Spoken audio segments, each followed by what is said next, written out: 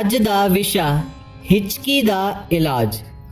ਹਿਚਕੀ ਆਉਂਦੇ ਹੀ ਅਸੀਂ ਅਕਸਰ ਸੋਚਦੇ ਹਾਂ ਕਿ ਸਾਨੂੰ ਕੋਈ ਯਾਦ ਕਰ ਰਿਹਾ ਹੈ, ਪਰੰਤੂ ਇਹ ਇੱਕ ਬਿਮਾਰੀ ਹੈ ਜੋ ਸਾਹ ਦੇ ਕਾਰਨ ਪੈਦਾ ਹੁੰਦੀ ਹੈ। ਇਸ ਨੂੰ ਬੰਦ ਕਰਨਾ ਵੀ ਜ਼ਰੂਰੀ ਹੈ। ਜਾਣੋ ਕੁਝ ਟਿਪਸ ਜਿਸ ਨਾਲ ਤੁਸੀਂ ਇਸ ਨੂੰ ਮਿੰਟਾਂ ਵਿੱਚ ਹੀ ਬੰਦ ਕਰ ਸਕਦੇ ਹੋ। ਹਿਚਕੀ ਆਉਂਦੀ ਹੈ ਤਾਂ ਮੂੰਹ ਵਿੱਚ 1 ਚਮਚ ਸ਼ੱਕਰ ਪਾ ਲਓ, ਹਿਚਕੀ ਬੰਦ ਹੋ ਜਾਵੇਗੀ।